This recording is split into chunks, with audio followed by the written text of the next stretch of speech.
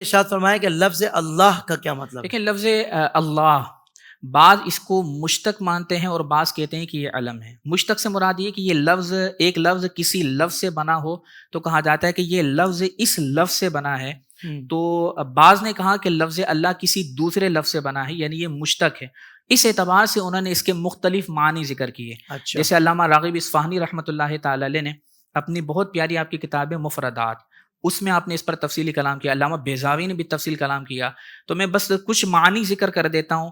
تو انہوں نے کہا کہ اگر لفظ اللہ کو مشتق مانا جائے تو فرمایا کہ اس کا ایک معنی ہے عطا کرنے والا۔ صحیح، تو چونکہ اللہ تبارک و تعالیٰ ہی عطا کرنے والا ہے اور حقیقی معطی وہی ہے، واہ واہ، بے شک، اس لیے اللہ تبارک و سبحان تعالیٰ اللہ، کو اللہ کہا جاتا ہے۔ اس کا ایک معنی ہے حیران و پریشان۔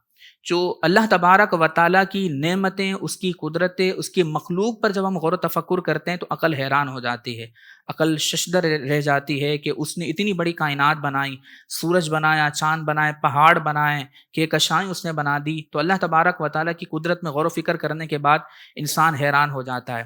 یوں ہی اللہ تبارک و تعالیٰ کے کلام میں جب غور و تفکر کیا جاتا ہے تو کلام پڑھنے کے بعد جب اس کے اسرار اور اس کے رموز جب ایک قاری پر ظاہر ہوتے ہیں تو وہ حیران ہو جاتا ہے۔ ایک اس کا مطلب یہ کہ راحت و سکون، یعنی اللہ تبارک و تعالیٰ کی بارگاہ سے راحت و سکون حاصل ہوتا ہے۔ اور الا بذکر اللہ تطمئن القلوب، کہ واہ واہ، اللہ کے ذکر میں دلوں کو چین حاصل ہوتا ہے۔ واہ واہ، تو چونکہ اللہ کی بارگاہ سے سکون حاصل ہوتا ہے، اس کے ذکر میں قلبوں کے لیے سکون ہے، دلوں کا اطمینان ہے، لہذا اس لیے بھی اللہ تبارک و تعالیٰ کو اللہ کہا جاتا ہے۔ علم کے اعتبار سے اگر دیکھیں تو علماء نے فرمایا کہ لفظ اللہ علم ہے، نام ہے اس ذات واجب الوجود کا کہ جو تمام کامل صفات کے جامع ہے۔ واہ واہ واہ، واجب الوجود سے مراد وہ ذات کے جس کے موجود ہونے کے لیے کوئی علت اور سبب نہ ہو، یعنی وہ از خود موجود ہو۔ لیکن ہماری دنیا میں آنے کے لیے جو حقیقی سبب ہے وہ اللہ تبارک و تعالیٰ ہے، اور ظاہری سبب ہمارے والدین ہیں۔ تو ہم ممکن الوجود کہلائیں گے۔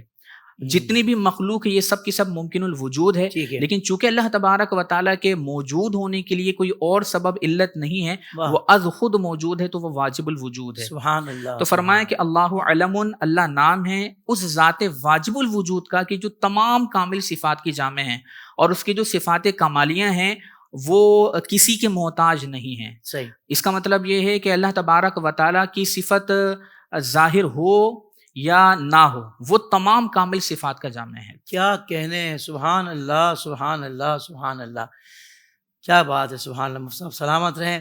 وہ کہتے ہیں نا کہ بھائی سنیوں کا یہ عقیدہ ہے، وہ عقیدہ ہے، اور سنی جو ہوتا ہے نا بیچارہ یوں ہو رہا ہوتا ہے کہ یار ایسا عقیدہ ہمارا کیا ہے۔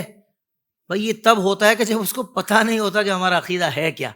تو یہ عقیدہ جب آپ ایک مرتبہ سیکھ لیں گے اور اس کو سمجھ لیں گے نا انشاءاللہ، تو کوئی بھی بندہ جب غلط بات کرے گا نا آپ کے مشرب کے حوالے سے، آپ کے مسلک کے حوالے سے، اہل سنت کے حوالے سے، آپ کہیں گے نہیں، آپ کو کسی نے غلط کہا ہے، ہمارا تو یہ عقیدہ ہے ہی نہیں، چونکہ یہ بات ہی قرآن و حدیث کے خلاف ہے، ہمارا یہ عقیدہ ہے ہی نہیں، ہم تو قرآن و حدیث کے خلاف، اہل سنت کا کوئی عقیدہ ہے ہی نہیں، الحمدللہ۔